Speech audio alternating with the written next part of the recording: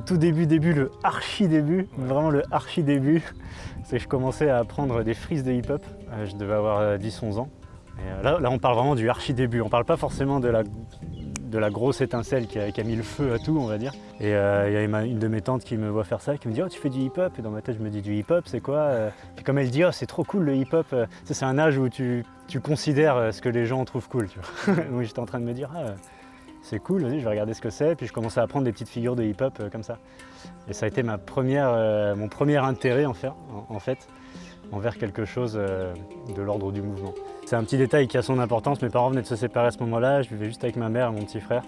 Ma mère, pas loin de Saint-Raphaël, à Roquebrune. Et du coup, c'était vraiment un changement de vie. Et je me retrouvais tout seul, avec beaucoup de temps, un peu tout seul, à m'occuper tout seul. J'avais pas encore de nouveaux copains, tout ça. Et donc je me suis mis à m'entraîner un peu tout et n'importe quoi. Tiens, du hip-hop, ça a l'air cool. Après, je voyais un film d'arts martiaux.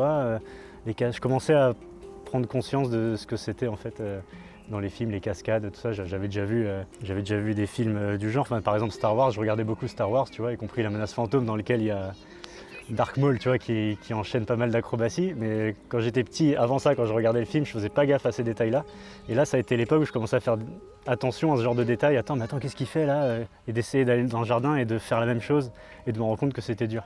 Et sauf qu'après, au collège, je commence à discuter de ça avec des nouveaux copains que je me fais, qui eux sont aussi dans les arts martiaux, tout ça, puis on commence à s'échanger des trucs. Ah, tu l'as vu, tel film, machin, regarde celui-là avec Van Damme, regarde, c'est trop cool. Je commence à avoir un peu plus de cascade, plus d'acrobatie, jusqu'à ce que je tombe sur un film d'arts martiaux, Le Grand Tournoi, dans lequel il y a un capoeiriste dedans.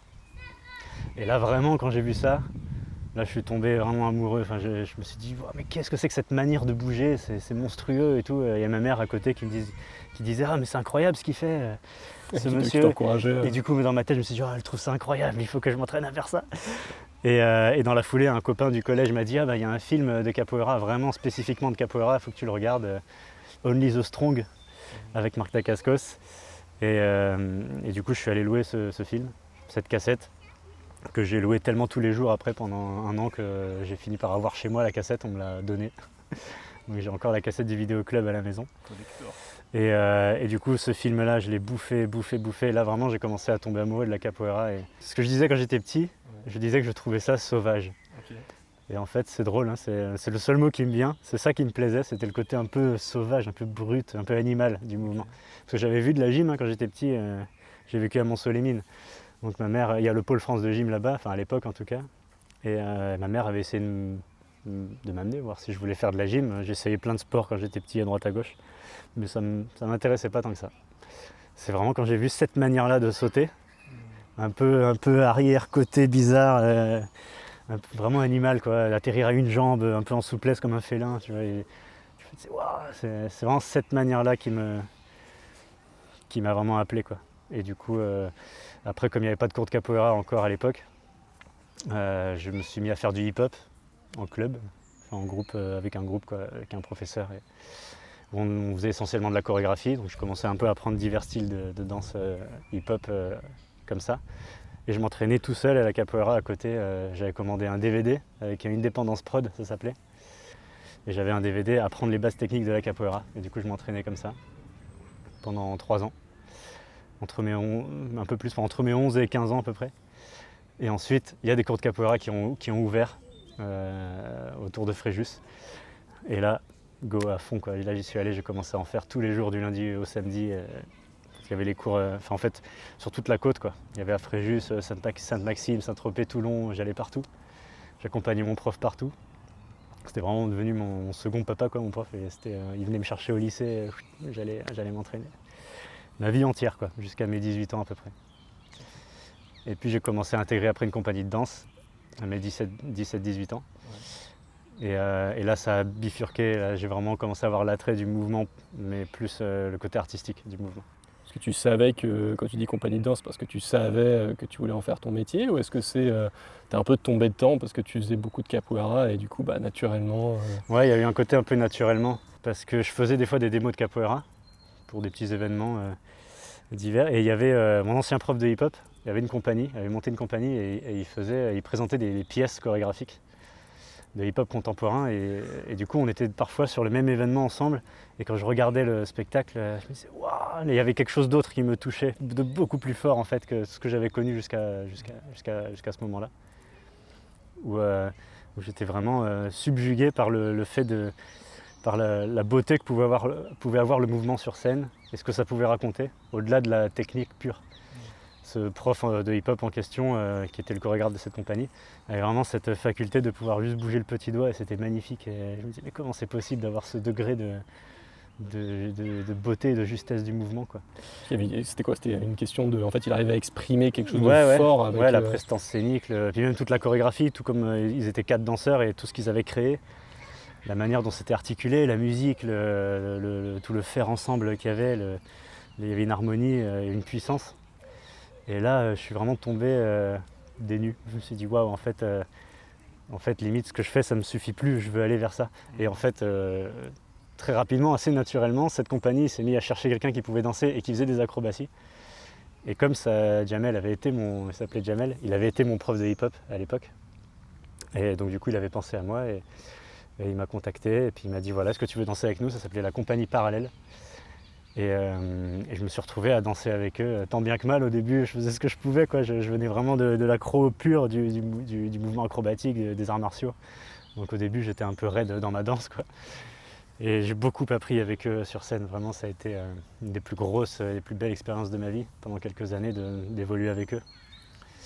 Jusqu'à mes 21 ans à peu près. En fait, ça a été vraiment mon entrée dans le milieu professionnel artistique. C'est vraiment fait très grandement avec cette compagnie, avec la compagnie Parallèle. Après, à côté de ça, j'avais des projets qui naissaient à droite à gauche, mais qui étaient souvent beaucoup plus sur le performatif. Okay. Mais au fond de moi, plus le temps passait, à ce moment-là, je sentais que j'étais beaucoup plus attiré par ce qu'on pouvait raconter, par l'esthétique, et par cette fascination en fait de pourquoi cette personne ou d'autres, je les vois sur scène et wow, sans rien faire, il y a quelque chose qui se passe, quoi. J'étais assez fasciné par ça. Qu'est-ce que ça t'a fait déjà, en fait, là, entre guillemets, la première fois que tu étais payé pour faire un truc, pour voilà, partager ton art et tu vois, vivre de ta passion? Comment il y a un côté surréaliste ou comment tu l'as vécu? Ouais, c'était dingue. Je crois que la toute première fois, je pense que c'était justement ce tout premier spectacle que j'ai fait quand Jamel est venu me voir et qui m'a dit ça a commencé avant d'intégrer vraiment la compagnie et d'intégrer leur spectacle et puis de créer un nouveau spectacle ensemble. C'est d'abord passé par un grand projet qu'il avait, qui était d'adapter le spectacle qu'ils avaient déjà et de le jouer à grande échelle avec 20 danseurs, avec des danseurs français, italiens, palestiniens et israéliens. Incroyable, une expérience incroyable et tout le monde était ensemble et il n'y avait que de l'amour et c'était juste fantastique comme expérience. Et voilà, ça a été mon premier spectacle payé en fait. Et oui, la sensation, c'était incroyable. Déjà, le projet était incroyable en soi.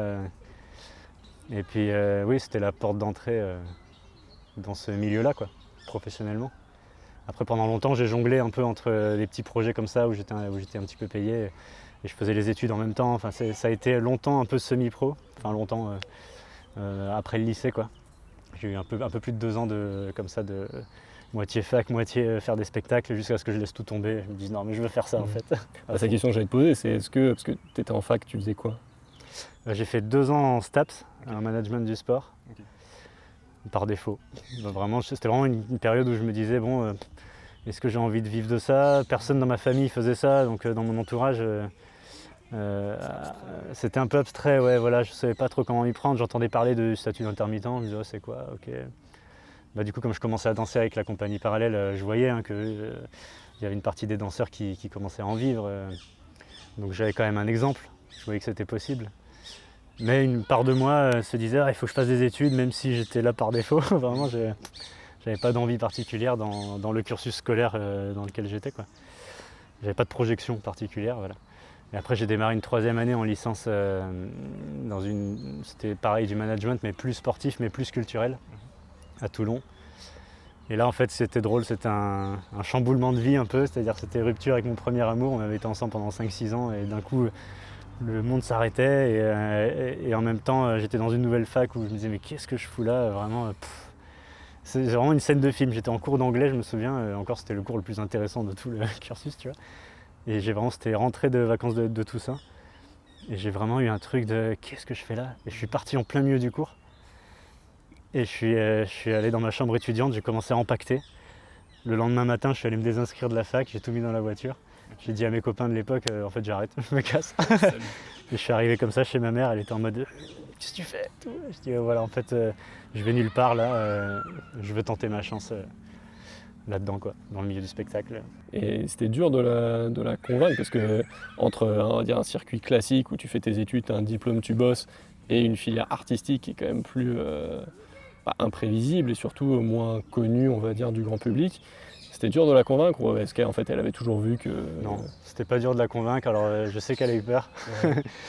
Je sais, elle a pu me le dire plus tard, je sais qu'elle a eu peur aussi et qu'elle me l'a pas trop montré. Mais j'ai eu une chance monstrueuse avec mes parents là-dessus. Même mon père, à cette époque-là, il vivait encore en Amérique du Sud. Et on se voyait quand même un petit peu. Et même à distance, voilà, il faisait confiance.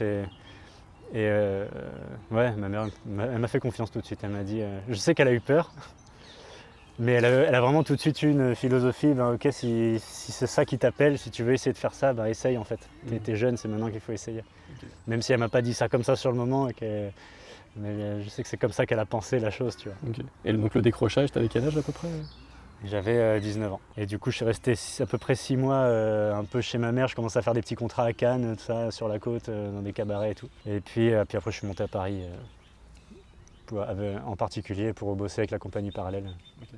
Faire Avignon. J'ai commencé à faire le festival d'Avignon pour la première fois, ouais. Avec le spectacle qu'on avait avec cette compagnie à l'époque. Et ça a été un peu le tremplin pour vraiment me lancer pleinement là-dedans, quoi. Est-ce que ça a été une validation pour toi en fait de finalement ça marche ce truc, ça peut fonctionner? Ouais, il y a eu plusieurs petites étapes de validation. Ouais. C'est venu petit à petit. Il y a eu, je commençais à bosser tous les week-ends. Il y a eu déjà même avant ça, à la fac, je commençais à bosser tous les week-ends dans le cabaret dans lequel j'avais fait la plonge avant. Je faisais la plonge en me disant un jour je serai sur scène de ce cabaret. Et puis je m'étais retrouvé à faire des spectacles dans ce cabaret avec Émilie justement. Mon premier amour à l'époque, elle dansait aussi, donc on avait un petit spectacle ensemble. Donc ouais, c'est venu graduellement, ce côté en fait, il peut se passer quelque chose là-dedans, on peut en vivre, cette gratification, on en parlait tout à l'heure, de commencer à gagner de l'argent aussi là-dedans et tout. Elle est vraiment venue par étapes. Mais effectivement, le Festival d'Avignon, la première fois, le fait de monter à Paris, là, ça a commencé à donner une vraie légitimité à tout ça, un vrai poids. Même si c'était encore la galère, c'était encore le moment où j'essayais d'avoir le statut intermittent pour la première fois. Et quand j'ai commencé enfin à l'avoir, je vivais à Paris, donc j'étais à ras les pâquerettes. J'avais vraiment un SMIC, mais à Paris c'est chaud, tu vois. Après je vivais avec ma copine de l'époque, on s'était retrouvé un tout petit appartement, tout humide et tout, mais bon on était heureux, tu vois, on était bien. Et après le premier moment où vraiment j'ai commencé à sentir quelque chose, plus de force dans tout ça, et y compris aussi pour mes parents, c'est quand j'ai commencé plus à faire des choses vraiment visibles à la télé ou des choses comme ça. Et notamment en 2012, ça a été une année où il y a beaucoup de choses qui se sont enchaînées. Il y a eu l'Eurovision, puis Incroyable Talent dans la foulée. Alors c'est pas des choses qui étaient... c'était pas genre ça y est, tout à coup ma vie devient beaucoup plus lucrative et tout ça, mais tout à coup il se passait des choses plus visibles, plus importantes, qui aux yeux de la famille et des gens qui nous aiment se disent waouh, il se passe ça quand même, c'est quand même chouette. L'Eurovision, c'était avec la chanteuse Angoune. Ma mère était absolument fan d'Angoune, on l'écoutait quand j'étais petit tout le temps. Donc j'avais eu l'occasion d'inviter quelqu'un. J'avais invité ma mère en Azerbaïdjan avec moi. Donc on s'était retrouvés ensemble avec Angoune et tout, c'était trop bien. Et là, je crois qu'elle me l'avait dit, c'est la première fois qu'elle s'était dit ok, en fait, il peut se passer quelque chose dans cette vie-là, quoi. Et que la confiance s'est vraiment installée. Et pour moi aussi, de l'intérieur, en fait, je commençais à me dire, il peut se passer des choses cool.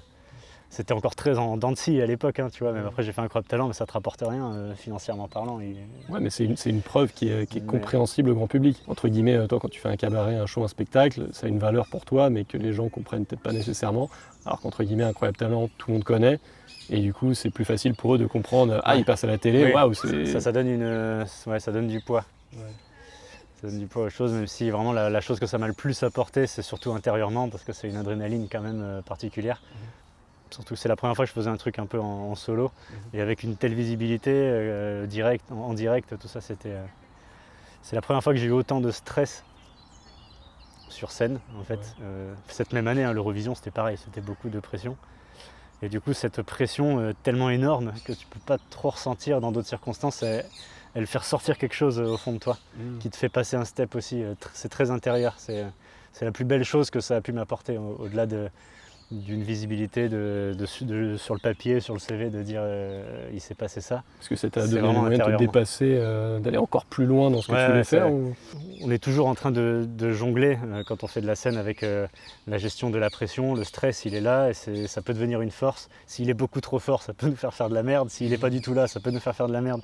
Il y a un juste dosage un peu de cette énergie pressionnante un peu, qui peut être une véritable force. Et là, ça a été la première fois où cette énergie-là, je l'ai ressentie à un niveau auquel je ne l'avais jamais ressenti avant. Et c'est comme si ça avait ouvert une porte dans la manière de vivre artistiquement sur scène, quoi. Ça a débloqué une vanne que j'avais pas ressentie avant. Et comment tu fais pour le dompter, ce stress à ce niveau-là? Parce que c'est quand même la télé, t'as qu'une chance, t'es seul sur scène en plus, enfin, c'est beaucoup. C'est toujours plus stressant, je trouve, de se projeter dans quelque chose qui est sur le point d'arriver que le moment où tu le vis. En fait, il y a un truc où le moment où ça arrive, tu prends les armes et t'es là, quoi. Et tu dis, bah, vas-y, let's go, quoi. C'est maintenant, t'es dans le présent. Et en fait, je trouve que le stress est plus douloureux avant. Je me souviens que la semaine avant, du coup, le premier direct que je regardais la semaine avant mon passage, j'ai jamais ressenti un tel stress. Je regardais la télé en me disant, oh là là, ça va être moi la semaine prochaine, mais c'est horrible et tout. Je vais avoir 22 ans, j'étais tout jeune, affreux. Et en fait, une fois que tu y es le jour J, je sais pas, tu te mets dans un mode et tu essayes de pas trop y penser. Ouais, ça a toujours été comme ça. C'est vrai que c'est des stress, tout ce qui est la télé, le direct, c'est un stress très particulier qu'on a rarement autrement. Où ça peut être la première d'un spectacle qui nous tient vraiment à cœur, bien sûr, c'est quand et puis si en plus il y a du monde dans la salle, de la production, des choses comme ça, des choses qui peuvent stresser, ouais, mais je trouve que c'est vraiment une adrénaline à part. Parce que c'est une supra-visibilité, parce que c'est pas du spectacle vivant, c'est quelque chose qui est dans la boîte, qui est enregistré, t'as l'impression qu'il y a un côté immortel, et t'as pas envie d'être déçu en fait. T'as pas envie d'être déçu de toi-même, quoi. Et cette année-là, il y a eu l'Eurovision, Crop Talent et tout, mais j'ai plus trop ressenti ce truc-là jusqu'à il y a 2 ans avec les JO. Ça m'a fait ressortir de nouveau ce genre d'adrénaline, où en fait c'est maintenant tout le monde qui regarde et si ça part en cacahuète, tu deviens un mème sur internet, tu vois. Et Incroyable Talent, est-ce que tu misais un peu dessus ou est-ce que c'était en fait je fais mon truc et puis on verra ce que ça donne À l'époque, j'avais 22, j'allais sur mes 23 ans, j'étais tout jeune là-dedans, ouais, je misais dessus à fond. Dans ma tête, je me disais c'est maintenant. En fait, à l'époque, je me disais tout court, c'est maintenant dans la vie. J'avais l'impression qu'il fallait que tout se passe tout de suite, sinon qu'après c'était foutu. En fait, j'avais tellement baigné dans un monde, en fait, quand j'étais ado, je faisais des acrobaties, mes profs de capoeira, ils avaient même pas 30 ans à l'époque, ils avaient genre peut-être 28, 29 ans. Et ils faisaient plus trop d'accro, ou alors ils me disaient moi j'en fais plus beaucoup, tu sais, je suis tout cassé maintenant. Enfin, je rencontrais des gens comme ça de la trentaine qui me laissaient supposer qu'en fait il fallait que tout se passe très vite dans la vingtaine, sinon après c'était foutu. Et donc à ce moment-là, j'avais une espèce de stress et d'urgence d'y arriver tout de suite, de réussir à percer tout de suite.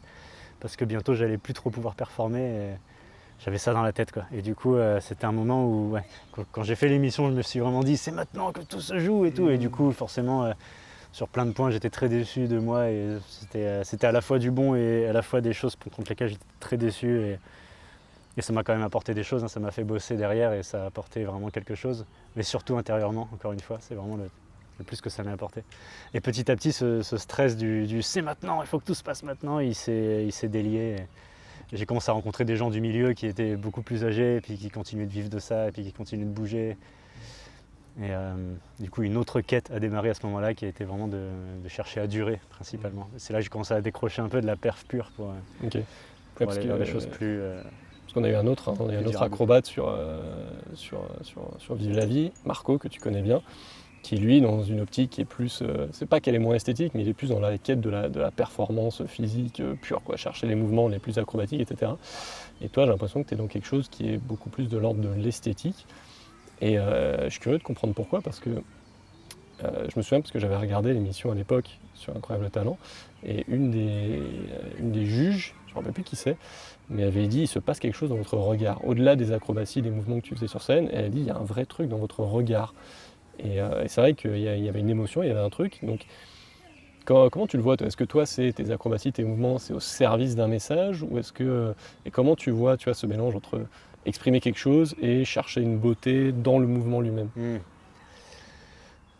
C'est que déjà, je pense que ça part aussi du principe que, contrairement à Marco, par exemple, que j'admire beaucoup, ou des gens comme lui qui arrivent vraiment à toujours se surpasser, à garder cette soif de performance juste vis-à-vis de soi-même, tu vois, de toujours se dépasser plus loin, aller toujours plus loin. Moi, paradoxalement, j'ai beau toujours avoir fait de l'acrobatie, j'ai pas trop cet esprit-là. J'ai du mal à avoir, j'ai pas trop d'esprit, quand je parle d'esprit de compétition, je parle même juste envers moi-même, tu vois, cette quête de toujours plus de performance, j'ai pas trop cette soif-là. Et je pense aussi que je suis vite tombé dans l'amour pour l'artistique, dans essayer de comprendre pourquoi je vois ça sur scène et ça me parle, ça me touche beaucoup plus que juste un salto ou quoi, tu vois, pourquoi là il se passe rien et pourtant ça me prend quoi. Et j'ai vite été, très rapidement été fasciné par ça et donc je me suis très vite mis à rechercher ça. Même dès que j'ai commencé à travailler dans ce milieu-là, en fait, déjà je commençais à avoir des expériences de spectacle, assez d'expérience dans le spectacle pour me rendre compte que si je restais dans la perf et dans l'acrobatie pure, en fait j'étais en train de m'esquinter. Parce que si tu fais plusieurs spectacles par jour, tous les jours, et que tu fais que sauter, taper le béton et tout, en fait rapidement je sentais un poids dans le corps qui ne me plaisait pas, j'avais pas envie de ça. Et donc j'ai tout de suite trouvé beaucoup plus de nourriture quoi, dans tout ce qui englobait l'acrobatie. Et rapidement l'acrobatie est devenue une épice. En fait, après j'ai voulu apprendre d'autres styles de danse, le théâtre physique. Puis après j'ai un peu évolué dans le milieu du cirque aussi et finalement c'est ça, l'acrobatie est rapidement devenu plus le bonus, l'épice saupoudrée au-dessus du reste. Okay. Parce que toi tu te décrirais comment? Parce que l'acrobatie, moi je t'ai découvert par le milieu du tricks, donc de l'acrobatie, mais toi j'ai l'impression que c'est une composante parmi plein de trucs sur lesquels tu travailles en même temps. Comment tu te décris ou comment tu décrirais ce que tu fais? Pendant une certaine époque, pendant très longtemps, l'acrobatie vraiment était le cœur de ce que je pouvais proposer, de ce qui m'animait.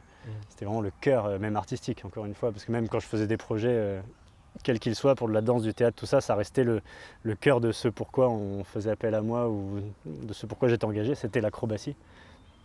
Donc j'ai vraiment une grosse période de vie où c'était quand même ce qui me définissait le plus. Mais au fond de moi, je me suis jamais senti légitimement comme un putain d'acrobate quoi. Parce que tu vois, il y avait des mouvements que j'adorais travailler, que j'allais travailler, qui étaient chouettes et qui m'avaient valu d'avoir un peu de visibilité sur internet, tout ça. Et puis d'autres pour lesquels que j'ai jamais bossé. Il y a des accros qui sont presque basiques, que j'ai jamais travaillé, tu vois. Je suis un peu à un niveau un peu en dents de scie comme ça. Et aujourd'hui, là, plus le temps passe et plus l'acrobatie devient pour moi un plaisir. C'est plus une quête de durée. En fait, j'ai envie de me faire plaisir le plus longtemps possible avec de l'acrobatie, même aussi petite qu'elle soit, même si ça finit avec pas grand chose. J'ai vraiment envie que ce soit un plaisir qui reste et que ce soit plus un plaisir qui muse, entre guillemets. C'est un peu un gros mot, mais c'est un peu ça. Et donc aujourd'hui, c'est une bonne question de comment je voudrais me définir parce que j'aime trop de choses différentes. On n'en a pas encore parlé, mais je baigne de plus en plus dans la musique aussi, avec le handpan, parce que j'ai toujours baigné un peu dans la percussion, parce que j'ai toujours été passionné de ça aussi, donc ça m'a fait bifurquer aussi dans d'autres choses. J'ai toujours adoré le théâtre physique, donc pendant longtemps j'en ai plus trop fait, parce que j'étais happé par des projets qui étaient moins là-dedans. Et là j'y reviens, j'ai monté une pièce de théâtre avec Joséphine, qui est un peu notre spectacle, notre bébé, donc maintenant c'est ça qu'on met en avant et c'est ça qui m'anime en fait, c'est ça qui me plaît. Donc c'est difficile à dire, j'ai du mal je sens pas que mon cœur est principalement dans un truc ou dans un autre, en fait j'aime le mélange de tout. J'aime autant jouer du handpan qu'être sur scène et raconter des conneries que faire un salto, que danser quoi. Okay. Ouais, donc tu pioches plein d'éléments différents dans un peu des disciplines différentes qui t'appellent et qui t'inspirent pour composer que ce soit toi, ton spectacle, ou ta manière de bouger ou de t'exprimer, en fait. C'est un peu ça ou... Oui, c'est ça. En fait, ça me tient à cœur souvent, en particulier dans les spectacles ou même dans des petits projets, des fois de vidéos et tout, d'avoir quelque chose à dire. Et en fait, je pense de se servir de tous ces petits ingrédients artistiques pour raconter quelque chose, c'est ça qui me porte le plus. Je pense vraiment. En fait, j'ai vraiment une profonde recherche de sens maintenant quand je travaille sur quelque chose. Ça m'arrive de faire encore bien sûr des plans juste d'événementiel où c'est juste du mouvement pour du mouvement, ou des spectacles qui sont juste dans l'esthétique pure et dans la performance. Mais je vais plus prendre de plaisir là-dedans quand c'est avec des amis, quand c'est dans une sphère sociale dans laquelle je me sens bien. Mais sinon, c'est plus spécialement ce qui va me happer ou ce qui va m'appeler, quoi. Ok. Et c'est quoi, qu'est-ce qui te plaît quand tu es sur scène? C'est quoi c'est le retour du public? C'est le fait d'exprimer quelque chose qui pour toi est vrai? Qu'est-ce que... Je pense que tous ceux qui font de la scène diront tous la même chose. Il y a un truc très particulier à être sur scène. C'est vraiment un moment qui paraît hors du temps, où on est extrêmement concentré, où on partage quelque chose, forcément. Et c'est pour ça que aujourd'hui j'ai vraiment cette recherche de sens aussi, c'est que j'ai vraiment le besoin de, si je peux vraiment partager quelque chose et raconter quelque chose, et que ça lance une réflexion possiblement chez le spectateur, là c'est vraiment ce qui va le plus me motiver. Okay. Que maintenant la perf pour la perf, je commence un peu à être blasé de ça. Encore une fois, il faut vraiment que je sois avec des copains ou dans un contexte pour bien rigoler et tout, mais sinon c'est plus quelque chose qui me transcende spécialement maintenant. Mais il reste que le moment d'être sur scène, en fait, il y a une sorte d'état de concentration qui est à part, qui est indescriptible, qu'on n'a pas ailleurs, quoi. Qui fait, et je pense que c'est ce que ressentent aussi des gens qui font des disciplines un peu extrêmes, tu vois, ou des choses qui demandent une concentration absolue, ou que ce soit des sports mécaniques à très très haute vitesse, que ce soit des sports un peu en altitude, de la grimpe extrême, quoi. Je sais pas, je pense que ça met dans un état de focus qui est vraiment inédit. Et moi, c'est ce que je ressens un peu sur scène, qui me plaît beaucoup, qui fait que la sensation d'être sur scène, même dans des moments où, je sais pas, parce que ça joue tous les jours, on peut avoir la flemme et tout, mais le moment J, le moment d'être sur scène, est quand même très, très puissant. C'est parce que ça permet de te dépasser ou... Ouais, parce que c'est une concentration qui permet de se dépasser, parce qu'il y a une énergie aller-retour en fait entre soi et le public. Entre le public et soi, il y a un truc, on donne quelque chose, le public nous le renvoie et c'est une force. C'est difficile de mettre des mots dessus, mais... Et ça, tu l'as senti dès le début, t'as été mordu tout de suite la première fois que t'es monté sur scène. Ouais, le tout premier spectacle, j'avais 13 ans, c'était justement avec le groupe de hip-hop avec qui je commençais à apprendre un peu, j'avais 13 ans. Et donc dès le début de l'année, on faisait des chorégraphies, on savait qu'il allait y avoir un spectacle de fin d'année au village de Roquebrune. Et ça me terrifiait, l'idée de faire ce spectacle me terrifiait démesurément, et c'est la première fois du coup que je faisais un vrai spectacle, vraiment avec de la chorégraphie, de la danse devant un public dans une salle dans l'ombre, avec voir ce que ça fait d'avoir les projecteurs dans la tronche, de ne pas voir les gens, d'essayer de lâcher ces petites perfs malgré tout, malgré ce contexte. Et ouais, dès le départ, il y avait cette sensation, c'était même démesurément plus fort que... Après, on ne devient jamais blasé de ça. Ça reste toujours un moment important. Mais les premières fois, elles sont dingues. C'est intéressant parce que tu parles de la peur, mais tu parles de la peur de monter sur scène quand tu avais 13 ans.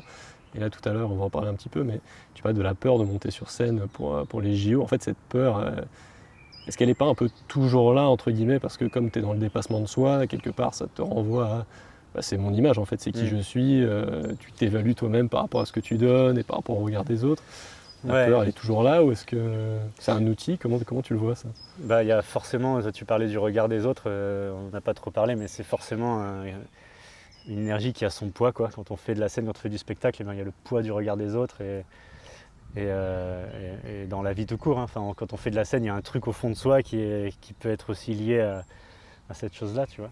Le regard des autres compte, mais il y a quand même, mais sur le moment présent, c'est vraiment vis-à-vis de soi. En fait, la plus grande peur, en tout cas moi, la plus grande peur le plus grand stress que je peux ressentir dans ces moments-là, c'est la peur d'être déçu de moi-même, de sortir du truc et de me dire oh, j'ai merdé, j'ai pas fait ça comme j'aurais pu, j'ai pas fait ça comme j'aurais voulu. Et je pense que j'ai peur de ça. Parce que... Si je devais définir parce que c'est intéressant, qu'est-ce qui fait peur? Parce qu'il y a quelque chose d'intime à être sur scène, donc on montre de soi. Donc il y a quelque chose de mise à nu quelque part. Donc ça renvoie aussi à la notion de regard de l'autre à ce moment-là, dans ce moment très particulier de spectacle ou que sais-je. Mais je pense que la plus grande peur, elle est vraiment intérieure. J'ai pas envie d'être déçu de moi-même à ce moment-là. Okay. Est-ce que toi, tu es dur avec toi-même parce que tu as des exigences très élevées de il faut que je le fasse, ce mouvement, je dois le faire mieux, ou cette scène, je dois la faire mieux? Ou est-ce que tu arrives à vivre avec ça en disant j'ai donné, tant que j'ai donné le mieux que je pouvais, je suis satisfait? J'ai été très très très très dur avec moi-même longtemps. Très très dur. Et j'ai tendance à lâcher un peu ça, à plus basculer plus dans c'est bon, j'ai réussi à donner le meilleur malgré tout à ce moment-là, avec les conditions du moment, et j'arrive un peu plus à basculer là-dedans. Mais j'avoue que je garde quand même un côté très dur avec moi-même. Alors je pense que j'ai un peu plus lâché là-dessus pour ce qui est du spectacle vivant, parce qu'il y a un truc qu'on ne peut pas tout contrôler, ça fait partie du spectacle vivant que rien ne se passe comme prévu, donc je ressens moins ça maintenant. Mais par contre, dès qu'il s'agit d'un projet que je vais écrire ou que je vais un projet vidéo que je vais monter, tout ça, là je vais me prendre la tête comme un psychopathe jusqu'à ce que là je vais vraiment tout retourner dans tous les sens jusqu'à ce que je sois vraiment content. Donc là je peux devenir un peu fou, mais je pense que dans le spectacle vivant j'ai vachement lâché là-dessus. Il y a toujours une exigence qui est vraiment là, qui est forte, mais qui est beaucoup plus de lâcher prise maintenant sur les choses qu'on ne peut pas contrôler en fait. Parce que tu ne pourras jamais tout contrôler, donc est-ce que c'est une question de maturité, arrivé à un certain âge aussi, je sais, j'ai donné le max, j'ai eu le retour que je voulais vis-à-vis du public. Ouais, puis petit à petit on se rend compte aussi que si on sort de son prisme intérieur de soi, en fait, je sais pas si tu discutes avec quelqu'un ou tu regardes quelqu'un d'autre en spectacle et puis tu vas le voir et puis il sort de scène et cette personne elle va dire oh là là j'ai fait de la merde et machin, puis toi tu te rends compte que en fait non, pour toi c'était très bien, ce qu'il t'a donné à ce moment-là c'était très bien. En fait le ressenti intérieur est pas forcément le même que ce que les gens perçoivent. Et c'est un petit détail, mais en fait c'est quelque chose qui a commencé un peu à me faire lâcher prise aussi là-dessus, à me rendre compte que parfois on est très dur avec soi-même, on se dit oh, on a fait de la merde machin, mais en fait ce qui a été reçu n'est pas du tout forcément du même ordre que ce que tu as ressenti. Et toi tu sais ce que tu voulais faire entre guillemets, donc toi tu as une grille d'évaluation qui est différente versus le public entre guillemets qui est là pour passer un bon moment. Oui, c'est ça, et qui connaît pas le programme mouvement par mouvement. Ça. Exactement, en fait la personne qui voit le spectacle, qui voit le film ou quoi, il ou elle découvre. Donc en fait le processus quand tu sais quand c'est toi qui as créé, que c'est toi qui as écrit, que c'est toi qui as préparé et que tu sais déjà tout à l'avance, que tu l'as fait 1000 fois, forcément le regard il a plus rien à voir, c'est plus du tout la même chose. Et c'est là où il faut jongler avec une exigence, il faut qu'elle soit là, tu vois, l'exigence envers soi, parce que ça te permet de donner le meilleur de toi-même. Mais en même temps, il ne faut pas trop devenir fou là-dessus parce que tu lâches jamais. Parce qu'on lâche jamais, et puis voilà, de toute façon c'est extrêmement biaisé. Il y a un écart, il suffit de comprendre, de voir ce que ça fait, de voir un film une fois, tu découvres un film, ok, tu te prends tout, tac, et tu revois le film, et déjà c'est plus pareil, c'est normal, tu vois. Et pour revenir un peu sur la peur, on en a parlé un petit peu tout à l'heure, mais j'ai besoin que tu me racontes les JO, parce que pour la petite anecdote, je te l'ai déjà raconté, mais je vais te le redire, mais je regardais la cérémonie d'ouverture des JO. Et moi je revenais, en plus j'étais jet-lagué, je revenais d'une mission au Canada, j'étais complètement à l'ouest. Et je vois la cérémonie avec ma copine dans le salon. Et là je vois quelqu'un en train de faire des mouvements sur une plateforme. Et je dis à ma copine, mais attends, mais je crois que je sais qui c'est ça. Et elle m'a dit mais t'es fou, qu'est-ce que tu racontes encore, t'as 50 000 potes, arrête, tu fais semblant et tout, machin, n'importe quoi avec tes histoires et tout. J'ai fait non mais je te jure, je crois que si. Et 2 jours après tu postes sur Instagram que c'était toi. Iconique, c'est incroyable, c'est quand même un moment hyper fort. Comment c'est arrivé déjà? Comment t'as eu le projet, on va dire, parce que c'est quand même pas anodin, et puis comment tu l'as vécu, quoi? C'est hyper fort. C'était un sacré moment. Ouais. Déjà petit disclaimer, 2 jours après je ne l'ai pas posté, c'est des gens qui ont spéculé, parce que moi j'avais rien le droit de dire. Donc il y avait beaucoup de gens qui partageaient plein de trucs, il y avait eu Brut qui avait fuité avec quelqu'un qui disait moi je suis sûr que c'est un tel, et il y avait mon nom qui est sorti. Et moi j'avais rien le droit de dire. Alors, du coup il y avait plein de gens qui me contactaient à ce moment-là, mais je pouvais rien répondre, j'avais pas le droit, et il s'est passé un moment avant qu'on puisse le partager sur les réseaux. Donc comment je me suis retrouvé là-dessus, du coup j'ai un très bon ami à moi qui s'appelle Zenzel, qui est un vidéaste aussi. Vidéaste aussi du mouvement en grande partie, mais pas que. Et en fait, lui s'est retrouvé sur le projet, à chapeauter un peu tout l'aspect personnage masqué de la cérémonie. Et il a réuni une équipe, parce que forcément ça pouvait pas être qu'une seule personne, c'était infaisable. Donc il en fallait plusieurs, et puis en fonction des différents tableaux qui étaient demandés, il fallait qu'il y ait des courses sur les toits, voilà. C'était beaucoup de marches et de courses. Et comme il y avait un morceau chorégraphique, et que parmi ses amis, enfin on est toute une bande de potes où il y en a beaucoup qui sont dans le milieu pas mal du parcours, de la grimpe et tout, qui sont très à l'aise sur les toits, donc il y en a pas mal pour qui ça coulait de source, pour Zenzel de les engager sur les toits, tout ça. Et puis du coup pour la partie de la passerelle de Billy, c'était quelque chose de plus chorégraphique. Et donc c'est pour ça qu'il a fait appel à moi. Et on s'est retrouvés un jour à prendre un café quelques mois, pas mal de mois avant. Je crois que ça devait être en hiver peut-être février-mars par là. Il m'a dit il faut que je te parle d'un projet, voilà, on m'a mis sur un truc, il faut que je réunisse une équipe. Donc il serait question que tu crées un petit solo, tu aurais quelque chose de lourd dans la main et tu verras pas grand chose, c'est tout ce que je peux te dire, tu vois. Je disais qu'est-ce que. Et puis assez rapidement, je commençais à dire oui, c'est quelque chose dans la main avec une flamme au bout et tout. Il me dit c'est comme une espèce de bouteille d'eau. Là, ça c'était drôle, parce que lui non plus il n'avait pas le droit d'en parler. C'était rigolo. Puis on est venu ici dans le bois de Vincennes et du coup on a commencé à travailler des idées de mouvement. Il avait fabriqué une double bouteille d'eau qui avait un peu la taille et le poids de la torche, qui faisait son poids en fait. C'était un peu tout le.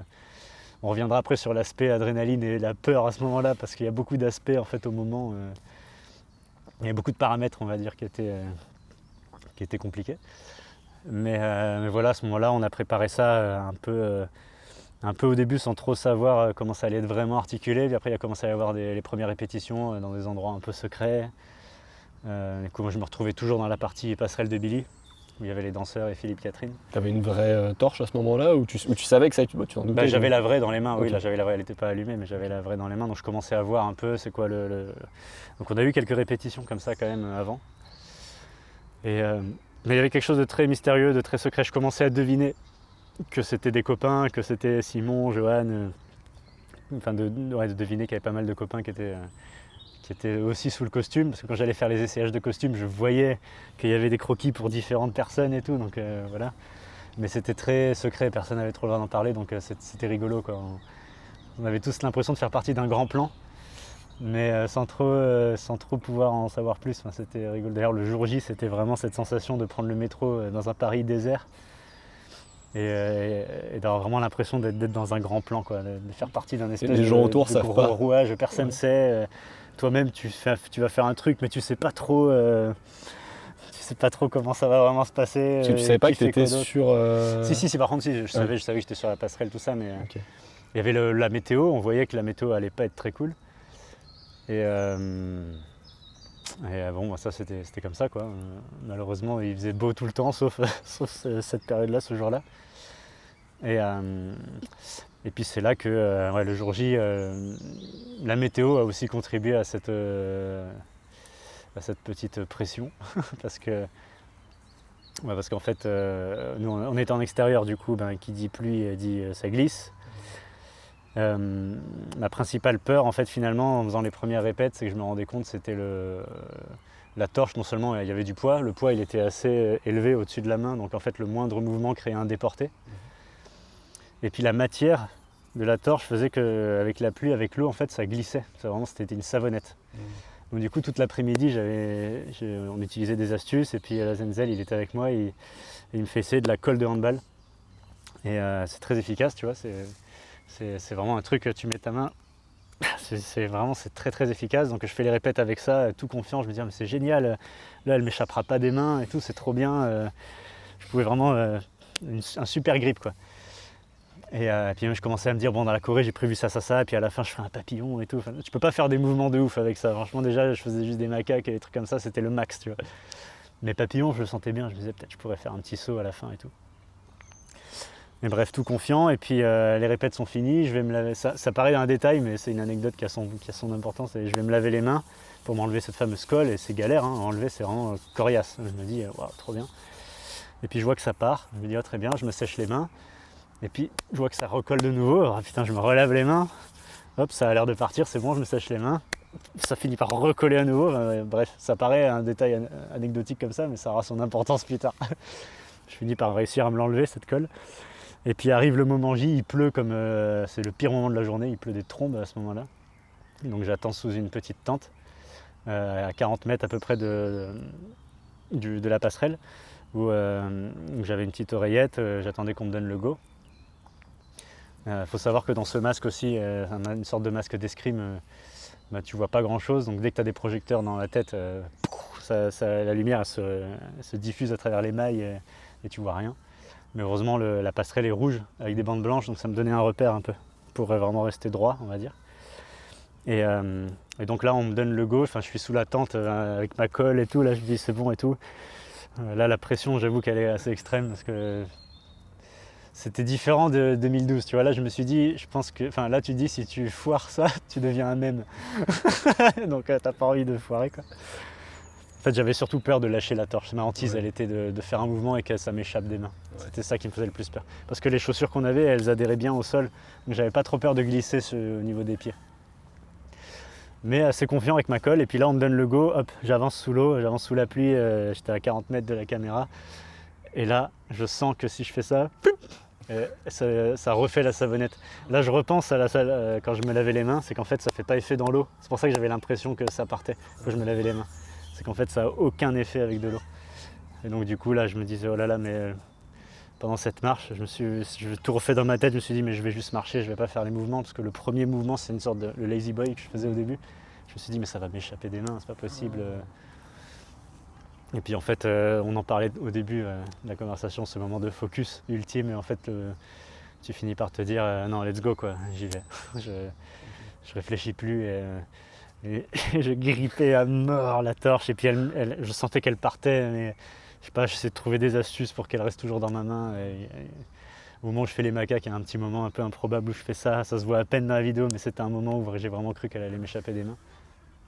Et puis au final voilà, ça s'est bien passé et j'ai hurlé après quand ça s'est fini. J'ai crié d'adrénaline, de peur, de tout. Parce qu'en plus quand il donne le go... Ce qui était très très drôle c'est que je sors de la caméra, je sors du pont. Donc j'avais plus les bandes rouges et blanches et je voyais plus où j'allais. Et je commençais à avancer vers l'eau et puis c'est quelqu'un qui est venu me chercher en me disant non, c'est par là, mais j'étais plus en caméra à ce moment-là.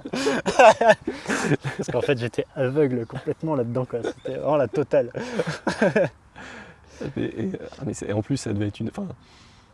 parce qu'entre les répètes et le moment où tu montes sur cette scène, toi tu avais tout imaginé, j'imagine tu t'étais fait tous les scénarios un peu catastrophes et là tu arrives et un scénario que tu n'avais pas du tout prévu, à savoir ça glisse. En fait, c'est déjà dans le rapport au stress et la peur, le stress est toujours beaucoup plus fort quand tu as l'impression que tu contrôleras, qu'il y a trop de trucs que tu vas pas pouvoir bien contrôler, qui sont trop aléatoires.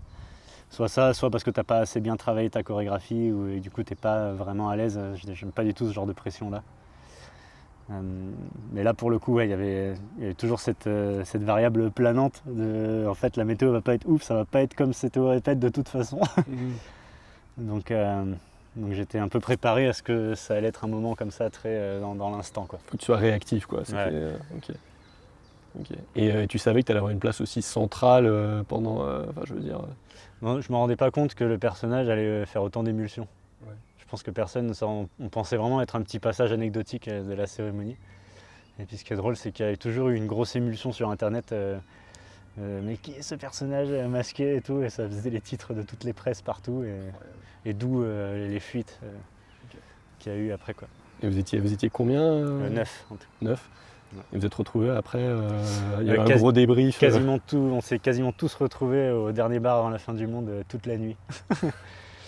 C'était drôle parce que toutes les rues étaient barricadées, il fallait même, il y avait des barrières partout, donc il fallait passer par le théâtre du Châtelet, je me souviens, pour arriver dans le bar qui était ouvert pourtant, mais les barman ils étaient en mode putain c'est n'importe quoi, on doit rester ouvert et en même temps on nous met des grosses barrières, personne, et du coup on a squatté le bar toute la nuit à tous se retrouver et c'était trop chouette. Ça peut être fort. Et c'était un moment vraiment particulier. Est-ce qu'il y a eu des retombées ensuite quand les gens ont découvert que c'était toi? Est-ce que ça t'a servi ou est-ce que... Ouais, on a eu quelques plans de taf derrière, notamment avec Simon, on a des choses qu'on a fait pas mal ensemble, qui ont découlé directement de ça. Et puis depuis, non, après c'est un truc, c'est comme l'incroyable talent, ces choses-là, quoi. Pendant quelques temps, il y a une petite... En fait, maintenant, ça va de plus en plus vite, ces choses-là. Il y a toujours des... Il y a un truc qui peut être viral à un moment donné, où il se passe un truc, on est sous les projecteurs, et puis et en fait, c'est super éphémère. Okay. Mais par contre, en termes de CV, sur le papier, ça se rajoute aux petites choses qui sont cool, qui ont un petit peu son poids. Okay. Et ça faisait quoi Parce que moi, mon expérience des JO, c'était vraiment en tant que touriste. Enfin, j'étais dans Paris, j'ai vu quelques épreuves, je me suis baladé. Enfin, pour moi, les JO, c'est une période. J'ai jamais vu autant de joie dans la ville qu'à cette période-là. Enfin, pour moi, Paris, c'était magique. Ouais. Et c'était comment, du coup, d'être un peu... tu vois, d'avoir contribué à ça, tu vois, à ton échelle, ou faire partie d'un des rouages, tu vois, d'être en coulisses des JO. Enfin, c'était quoi comment tu l'as vécu, ça? Je l'ai plus vécu après coup, tout au long de l'été, où en fait, je me rendais compte du bonheur que ça avait apporté aux gens globalement, cette cérémonie, ces JO à Paris. Et puis du coup, ça donnait lieu à pas mal discuter dessus, parce que quand les gens se rendaient compte de cette histoire de personnage masqué, ben, du coup, ça a créé beaucoup de discussions passionnées, quoi.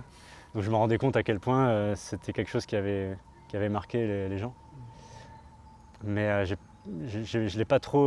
l'ai pas énormément vécu de l'intérieur. Je veux dire, c'est le jour J, tu te déplaces dans Paris, c'est désert, il y a personne, toutes les rues aux alentours de tout ce qui se passait là, vers la passerelle de Billy, mais c'était pareil partout, c'était tout désert, quoi. T'avais l'impression d'être dans Je suis une légende, et plus personne dans les rues. C'était quand même une vibe très particulière. Mais par contre, je me souviens de quand la cérémonie touchait à sa fin. Enfin, je venais de faire mon passage sur la passerelle, j'avais pu un peu revenir vers la péniche où on avait nos loges. Et là, il y avait un écran géant qui continuait de diffuser en direct ce qui se passait. Et là, c'est là le moment où j'ai vraiment j'ai pris ce truc dans la gueule, c'est à ce moment-là. Parce que la pression est retombée, parce que tout s'était bien passé. Donc il y avait une adrénaline qui redescendait, c'est une sensation incroyable. Et là, je regardais l'écran avec Zenzel, on se disait waouh, putain, on a participé à ça, c'est fantastique. Et je me souviens, c'était le cheval qui courait sur l'eau, là, à ce moment-là, je voyais ça sur le grand écran. Et puis il y avait tous les danseurs, ils étaient tous trempés, tu sais, tous les danseurs de la passerelle, ils étaient tous les cheveux comme ça, tout trempés. Enfin, en fait, on venait de vivre un moment, je crois que la pluie, elle a rajouté un truc un peu apocalyptique, un moment vraiment dantesque à cet événement, quoi. Et du coup, et après ça, avec Zenzel, quand on devait aller retrouver nos amis au dernier bar, on ne pouvait pas trop prendre les métros, on a dû beaucoup marcher, donc on marchait dans Paris désert, mais il venait de se passer tout ça, donc il y avait un truc qui s'était lâché et c'était une sensation vraiment folle.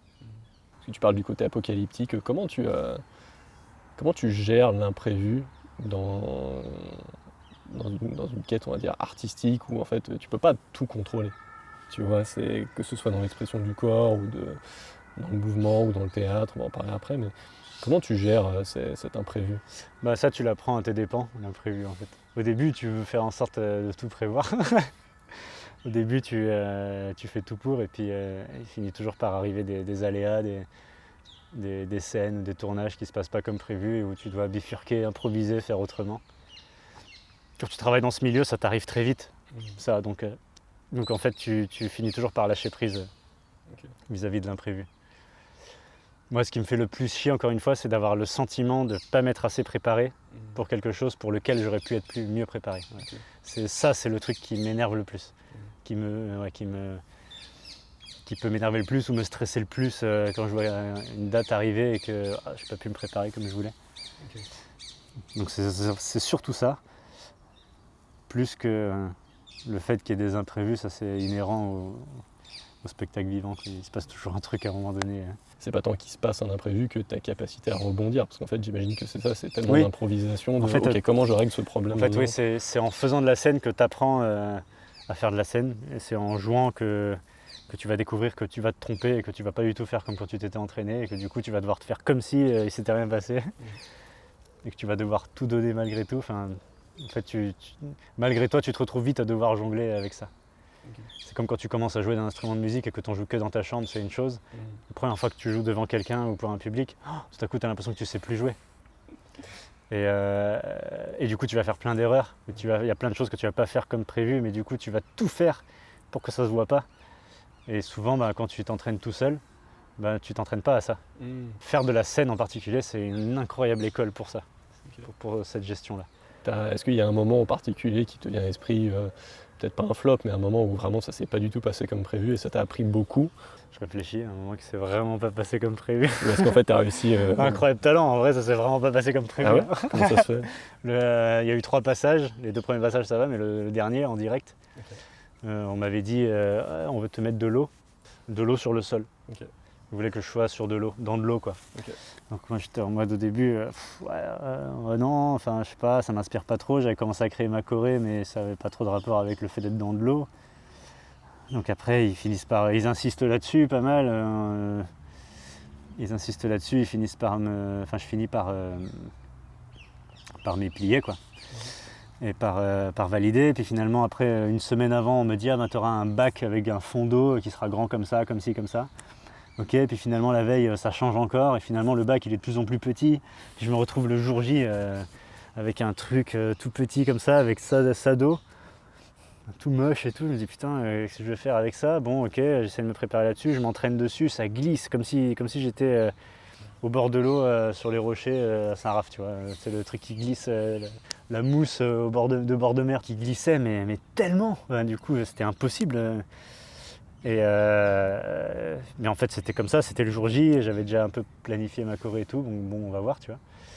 Et puis du coup au moment du direct je fais tout ce que je peux, et puis au moment où j'arrive dans l'eau je glisse vraiment, je tombe dans l'eau quoi. Du coup la moitié des trucs que je voulais faire je peux pas les faire. Du coup j'en joue tu vois, je sais pas, je roule dans l'eau, je sais plus ce que je fais des trucs mais en fait je tombe vraiment quoi. Donc voilà, ça c'était pas prévu. Okay. Et c'est à un moment donné où t'as pas envie que quelque chose que t'es pas prévu se passe, mais voilà, tu fais avec. Et donc ça c'était en finale?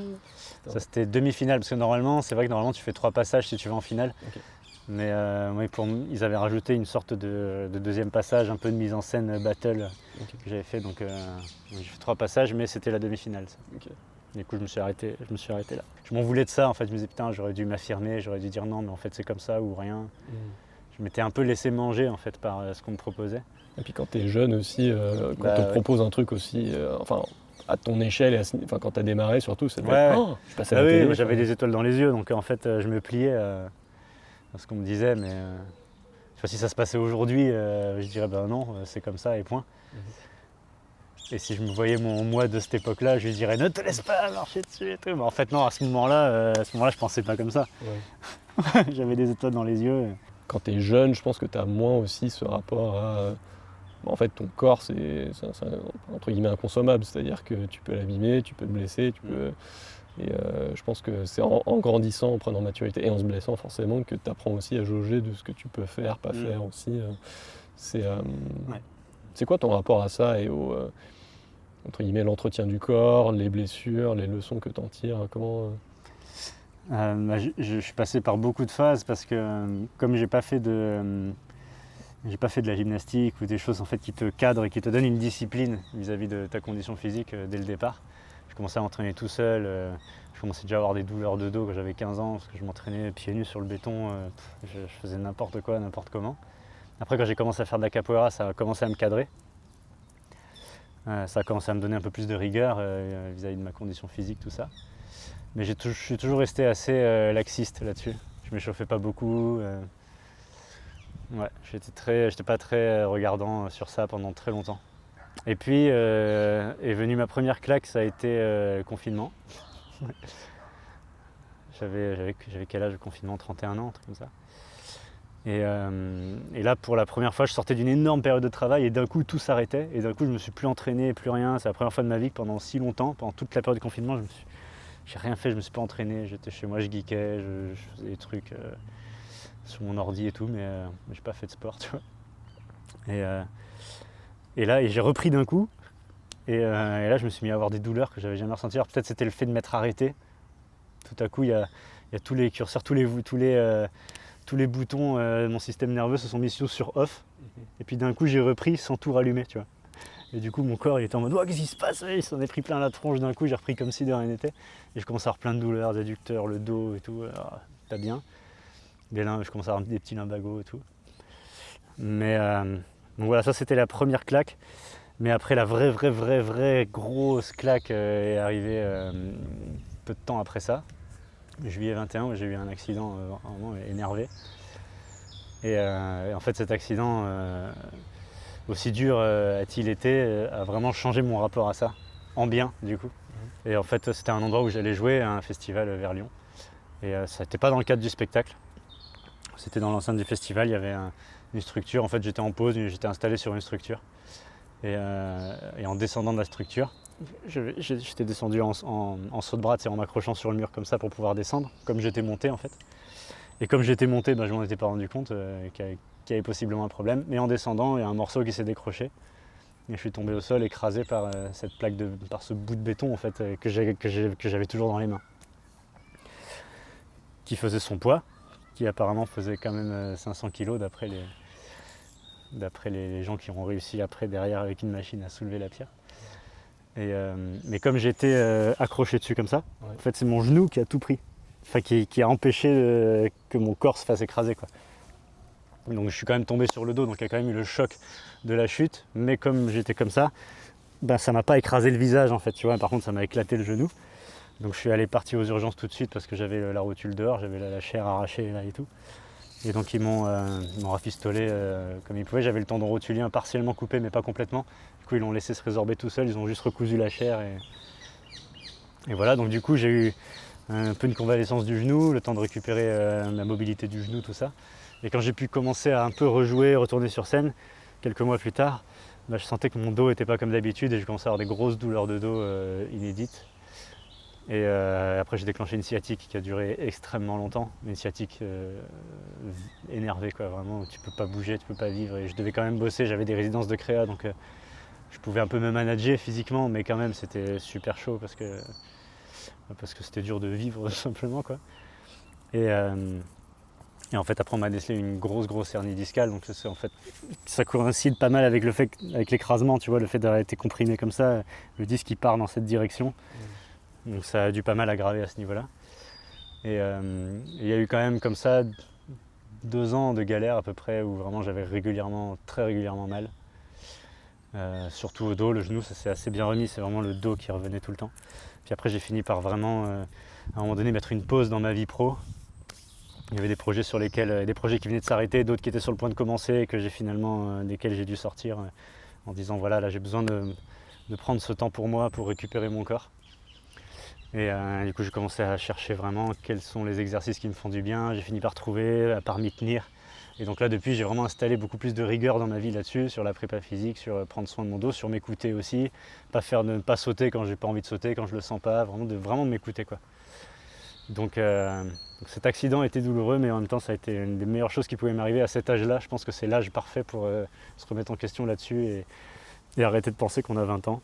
Et puis j'en ai 36 aujourd'hui, 36 et demi. et puis je me sens encore jeune, mais c'est pas non plus comme je me sens pas non plus comme à 20 ans. C'est quand même différent. Honnêtement, c'est quand même très différent.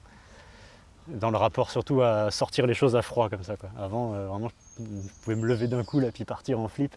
Là jamais de la vie quoi. J'ai l'impression que si je fais ça, je vais péter en deux, tu vois. Donc est-ce que quelque part la leçon que tu tires de ça, c'est vraiment en fait voilà, il faut que je ménage mon corps parce que je vais quand même vivre dedans un certain temps. Ouais, c'est ça, c'est devenu plus précieux à mes yeux. Ouais.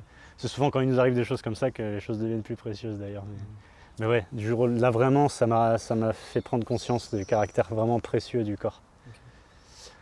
Okay. Et c'est même devenu un challenge excitant de continuer à vieillir et d'essayer de me sentir le mieux possible en vieillissant et continuer à me sentir libre de bouger si j'ai envie de bouger, de faire un saut si j'ai envie, tu vois. J'imagine que tu es quand même assez sollicité, tu as des projets un peu à droite à gauche, des choses qui tombent du ciel, voilà, des nouveaux projets par-ci, des pièces, des choses, des mouvements, des spectacles. Est-ce que tu réfléchis à 2 fois maintenant avant d'accepter certains projets en te disant voilà, ça va avoir un impact sur mon corps, je peux pas le faire, versus avant où tu aurais dit bah oui bien sûr je prends ou... Ouais, complètement. Ouais, complètement. Okay. Là maintenant j'y réfléchis vachement.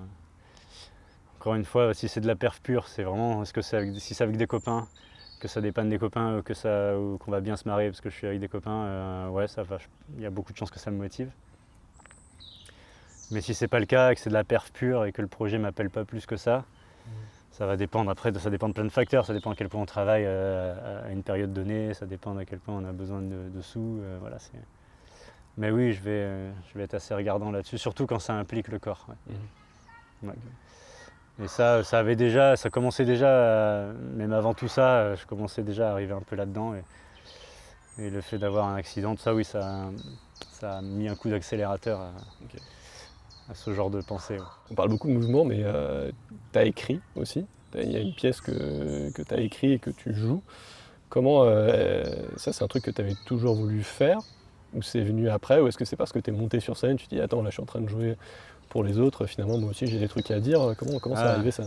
J'ai toujours eu ce truc-là, j'ai toujours eu envie d'avoir mes propres projets, ça c'est sûr. Après, le fait d'écrire, j'ai toujours adoré ça.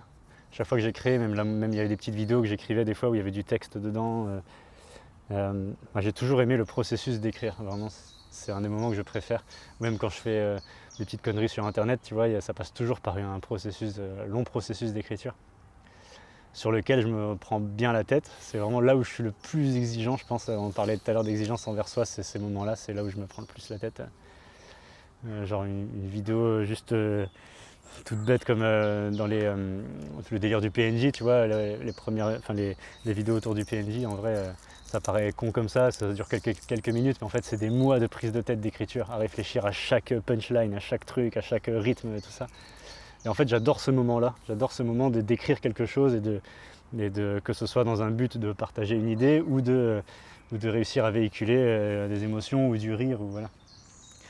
Et donc du coup, le projet là d'écrire une pièce de théâtre, il est né déjà de cet amour-là, d'aimer faire ça, de ma rencontre avec Joséphine, ma copine. On est ensemble depuis quelques années et puis on s'est rencontrés dans le cadre du travail. On a toujours su qu'on arrivait bien à travailler ensemble. On a toujours su qu'on voulait faire un truc ensemble un jour. Elle est comédienne aussi. Et à un moment donné, l'opportunité est arrivée de créer un spectacle ensemble, vraiment. En fait, on est passé pendant 2 ans, 3 ans, on écrivait des trucs, des ébauches de trucs, en se disant allez, on va créer un truc, mais tant qu'il n'y avait pas l'impulse, tu vois, ben on n'allait pas au bout. On mettait ça dans un coin, tu vois, en se disant bah c'est pas le moment, on est accaparé par d'autres projets, du coup non. Et puis à un moment donné, cette première impulsion est arrivée de dire ah mais en fait là on peut aller au bout de ce projet et on va pouvoir jouer 10 dates à Paris, Théâtre de la Flèche, et puis après derrière on fait Avignon, mais c'est trop bien, il y a des gens qui nous font confiance, le spectacle il est même pas complètement écrit, let's go, on y va quoi. Et donc du coup on a besoin parfois de ces coups de pouce aussi, de ces coups de fouet quoi, pour avancer. Et puis pour vraiment allouer du temps à ça, quoi, se dire maintenant en fait le focus c'est ça. Et une deadline aussi, ça aide. Ouais voilà, d'avoir une deadline. Et du coup, là, à ce moment-là, au tout début qu'est née l'idée d'écrire une pièce, on a réfléchi à un sujet. Moi à ce moment-là je lisais beaucoup sur l'impact du numérique sur l'environnement, sur notre rapport à ça, au smartphone et tout. Et du coup, je me suis dit, ça pourrait être très chouette d'écrire là-dessus. Ça peut être un sujet très actuel de société dans lequel on peut essayer de toucher un peu, faire comprendre des choses, mais comme on est tous embarqués dedans, on peut vite virer le côté un peu moralisateur, tu vois.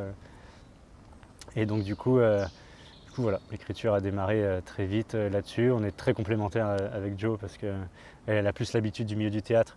Donc moi j'avais tendance à écrire des trucs un peu parfois très pompeux sur notre rapport à tout ça, et du coup elle était là pour me dire mais attends, on peut pas dire ça comme ça, c'est pas possible, du coup à rebrosser les trucs, à les peigner pour les mettre en scène dans des personnages et puis écrire des dialogues plus simples quoi, et rendre ça vraiment jouissif pour le public. Et puis du coup après on a vraiment travaillé ensemble conjointement là-dessus, on a tous les deux nos forces qui se complètent et du coup c'est trop chouette, c'est assez limpide. Mais après c'est des bonnes prises de tête vis-à-vis de soi, quoi, d'écriture. Même quand le projet il commence à naître, tu commences à le confronter à un public, donc tu te rends compte de ce qu'ils ressentent, tu dis ah putain mais j'aimerais pas qu'ils ressentent ça comme ça, du coup tu reviens dessus, tu réécris, c'est beaucoup de travail constant, tout le temps en train de te remettre en question là-dessus. C'est un sujet, en plus la pièce de théâtre en question, la Ego Sapiens, c'est un sujet très actuel, donc on est tout le temps en train de devoir mettre à jour. Là on va refaire le Festival d'Avignon, donc il s'est passé 1 an depuis Avignon dernier, 1 an, une année pendant laquelle il y a eu beaucoup de changements encore du point de vue du numérique, notre rapport à l'IA, tout ça, donc on va mettre à jour des choses. Donc voilà, c'est constamment en mouvement. Et comment tu vis ce truc de... parce que toi tu écris quelque chose avec un certain point de vue en te disant bah là ils vont rire, là ils vont être tristes, enfin voilà, tu peux prédire un peu la réaction émotionnelle je pense quand tu écris. Et comment tu gères entre ce que tu as prédit ou prévu et la réaction du public qui n'est pas forcément la même et l'impact que ça a sur est-ce qu'il faut qu'on réécrive cette scène ou est-ce que comment et sans que ça dénature toi ta vision parce que toi tu as une vision créative aussi qui est propre à toi. Ouais. Je parle vis-à-vis de des réactions générales ou du rire en particulier que tu me parles? Non, de manière générale, la réaction du public par rapport à voilà ce que la réaction que tu aimerais dégager versus celle qui arrive. Ouais.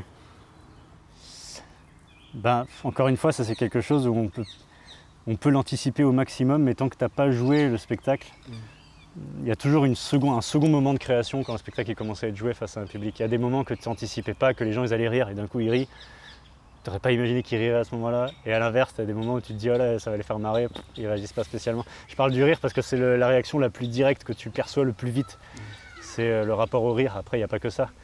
Et puis après, il y a les choses où après le spectacle, les gens peuvent venir nous voir, nous dire ah ben là j'ai ressenti ça, à ce moment-là j'ai ressenti ça, ouais, c'était fort, machin, et on ne se serait pas imaginé parfois que ça allait ressortir. Et parfois oui, parfois c'est génial quand on s'est dit déjà au moment de la création, là on sait que ce personnage il faut qu'il évolue dans ce sens-là, il faut qu'il se passe ça à un moment donné pour lui, et quand on voit que ça prend et que ça marche, et ben c'est super gratifiant, c'est trop bien. Tout comme des fois on va avoir un retour où on se rend compte de ce qui manque, et du coup c'est ce qui va nous permettre de nous donner qu'est-ce qu'il faut qu'on continue de travailler. Mais c'est vraiment un jonglage en fait, c'est constamment un jonglage entre ce qu'on a envie d'écrire, comment on a envie de le dire et comment ça va être perçu après par le public, c'est encore autre chose. Parce qu'en plus l'énergie du spectacle elle donne autre chose que juste d'être devant sa feuille ou juste d'être en train de répéter dans sa chambre ou dans son salon. Ce qui était littéralement le cas comme on a écrit cette pièce ensemble, qu'on vit ensemble, on répétait des fois dehors ou ici dans le bois ou dans le salon, tu vois, là, quand on a créé la pièce. Le rire, il y a un truc qui devient presque mécanique dans le rapport au rire. C'est vrai que dans n'importe quel projet, quel qu'il soit orienté autour de l'humour, que ce soit des pièces de théâtre ou des petites vidéos sur internet, on sait qu'il y a des ingrédients. Tu sais qu'il y a des ingrédients qui marchent, tu sais qu'il y a un truc de rythme, tu sais qu'il y a un truc de punchline. En fait, tout tourne autour de punchline. Des fois, il y a des idées qui partent d'une punchline. Il y a le nombre de vidéos que j'ai fait qui sont parties d'une phrase et que tu trouves la phrase tellement rigolote en soi et le concept autour de la phrase tellement rigolo que du coup, tu vas articuler toute une histoire et un univers qui vont amener à cette punchline qui va faire que c'est ça qui va marquer un peu les esprits, tu vois. Il y a moins de mouvements physiques, acrobatiques, etc. maintenant, un peu quand même, mais moins. Et du coup, c'est plus quelque chose qui va être... qui peut durer dans le temps parce qu'il est moins dépendant d'une certaine un niveau athlétique ou que tu pourras jouer même si tu es un petit peu blessé ou tu vois, où tu n'es pas 100%. Est-ce que toi tu le vois comme ça, comme en fait ça c'est un truc qui va durer, c'est une étape d'après ou est-ce que c'est... Ouais, c'est naturellement l'étape d'après. C'est naturellement en train d'évoluer petit à petit, de plus en plus vers moins d'acrobatique. Le physique reste très présent dans ce que j'aime faire parce que même si c'est dans le théâtre, j'aime beaucoup le théâtre physique par exemple, j'aime beaucoup l'expression corporelle pour raconter quelque chose. Le physique restera toujours présent, je pense, autant que possible. Mais l'acrobatique, naturellement, c'est toujours un petit peu...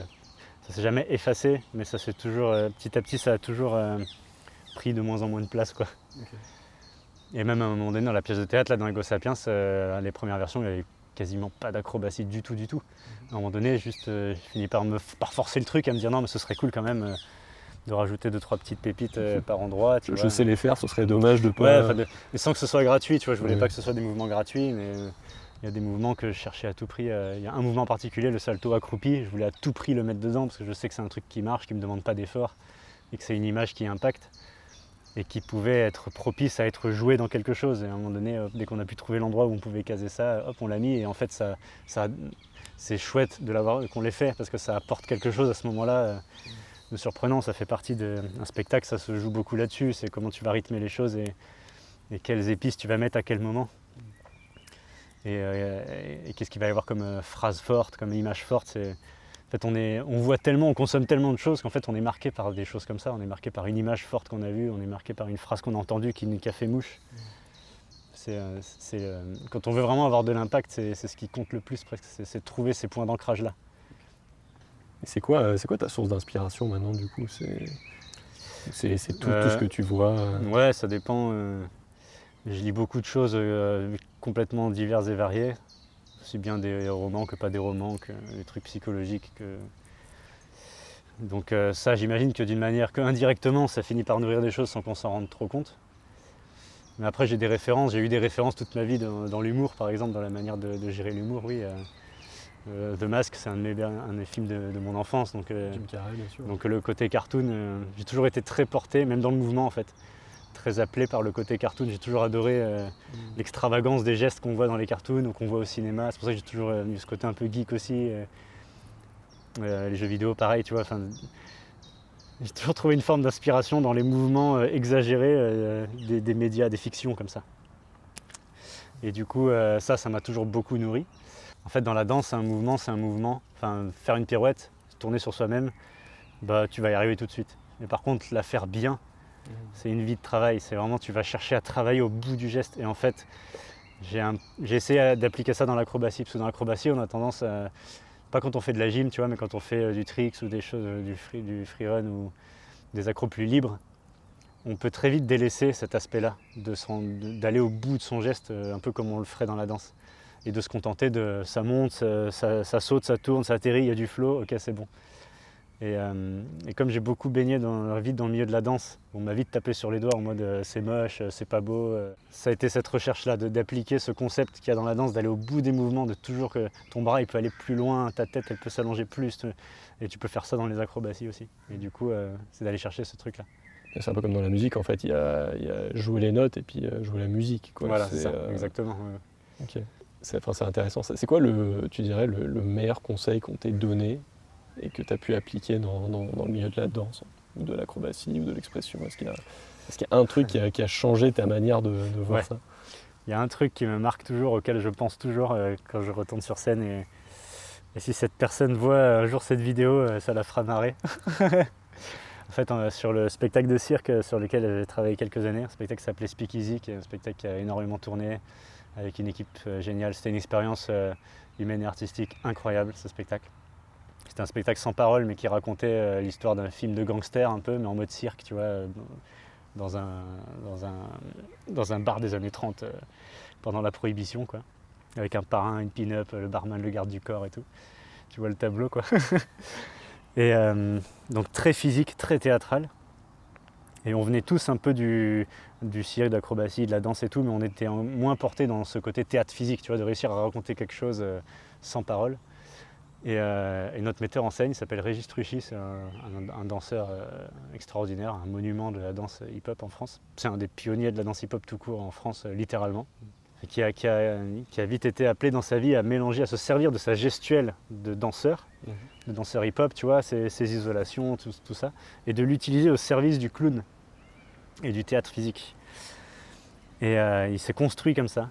Et on a eu la chance que ce soit lui qui nous mette en scène, Speakeasy. Et du coup, il nous a tannés, il nous a tellement rabâché tous les jours qu'il travaillait avec nous, il nous rabâchait le pouvoir de l'intention. Okay. C'était vraiment un mot, et même à tel point qu'à chaque fois, avant chaque spectacle, on se faisait toujours notre ronde et on se disait toujours, et surtout, l'intention et amusons-nous. Donc s'amuser, c'est le principal, hein, c'est sûr. De toujours s'amuser au maximum. Il faut s'amuser. Mais l'intention, en fait, qu'est-ce que ça traduit? L'intention, c'est toujours une émotion après l'autre et une action au service d'une intention. C'est-à-dire pas faire un mouvement pour faire un mouvement. Exactement. Okay. Et en fait, dès qu'on cherche à faire quelque chose qui est un mouvement qui soit acrobatique ou non, qui raconte quelque chose, il faut passer par ce prisme-là. Il faut passer par cette couche d'intention qui est que l'intention est là, puis arrive l'émotion et le mouvement. Et c'est tout l'enjeu de ce genre de spectacle en particulier, où il se passe beaucoup de choses, où on bouge énormément, il se passe vraiment il y a beaucoup de mouvance, et en même temps il faut toujours garder une émotion, garder des mots sans les mots, tu vois. Pouvoir raconter quelque chose sans les raconter directement. Okay.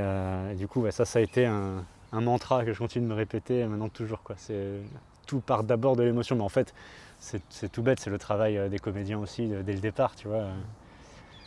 C'est juste qu'il y a des choses que moi j'ai découvert sur le tas, parce que comme j'ai pas fait des écoles de rien, jamais, tout a été toujours sur le tas. Donc c'est en rencontrant des gens comme cette personne, tu vois, où tu te prends des claques de temps en temps ou des conseils qui vont changer en fait ton rapport à ton métier ou à ce que tu fais. Voilà. Après, dans le training de la vie de tous les jours, quand je fais mes entraînements d'accro pour mon plaisir comme ça, je ne suis pas forcément là-dedans. Mais en tout cas, en tant qu'artiste sur scène, ouais, c'est le truc le plus important qu'on m'ait forcé à travailler. Comment tu gardes le plaisir? C'est-à-dire, est-ce que tu arrives quand même à pas te mettre dans une situation où je suis en train de faire un mouvement mais ça me saoule, je le fais pour le boulot, machin, versus en fait non, tu sais quoi, j'ai une chance énorme de faire ce que je fais, je kiffe tous les jours. Cette dernière phrase que tu viens de dire, c'est ce qui rattrape la première. Ouais.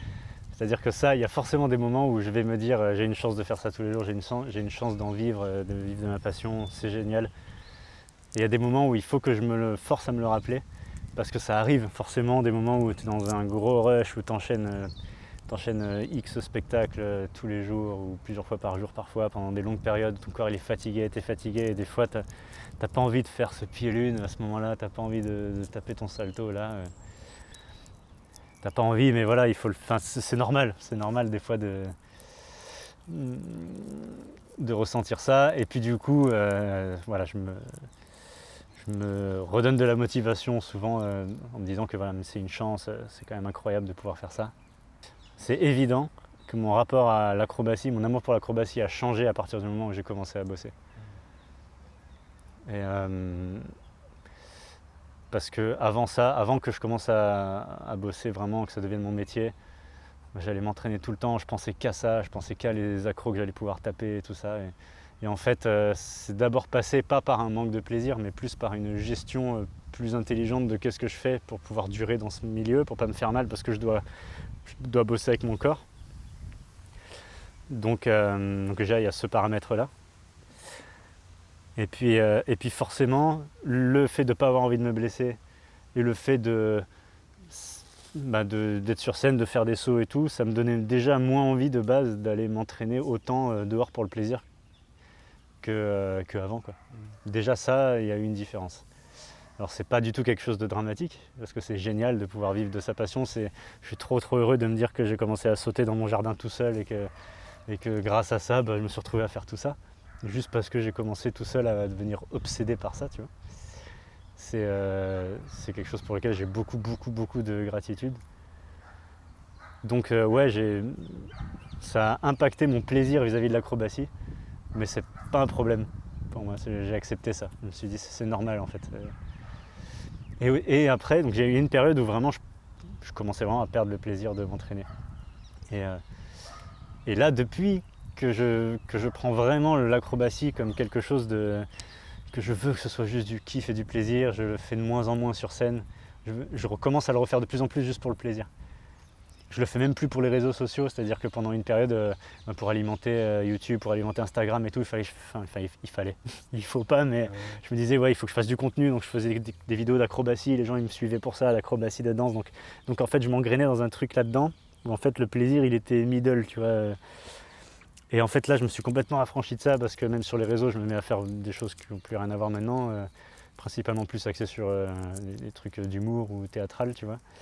Ou du handpan ou de la musique, et du coup de moins en moins d'acrobatie, ça redevient en fait le plaisir d'avant, de quand j'avais entre mes 11 et 20 ans, quoi. Ça revient, ce plaisir de je vais juste dehors là, et puis je vois un tronc et puis je suis trop content, je monte sur ce tronc et puis je fais un Webster et puis je suis content, tu vois. Et ça je l'avais perdu, je suis en train de le retrouver, parce que je suis en train de l'effacer petit à petit du il faut de tout le reste. Que ce soit les réseaux sociaux, les spectacles, tout ça.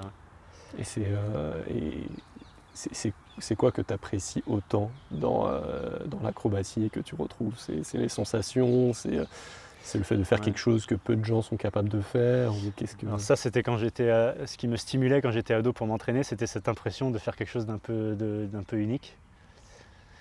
Parce que j'étais en 5e, ça c'était quand tu es au collège. L'image de soi, c'est le moment où tu commences à penser au regard des autres, ça commence à avoir du poids pour toi. Et au début du collège, j'ai grandi plus tard que les autres, donc j'étais un peu plus petit, j'étais souvent un peu... c'était pas que j'étais pas mauvais en sport, mais j'avais pas beaucoup de force, tu vois, j'étais tout fin. j'étais assez studieux, mais dans le collège où j'étais, c'était pas très bien vu d'être studieux. Donc au début, on m'appelait juste l'intello, mais jamais par mon nom, et j'aimais pas cette image.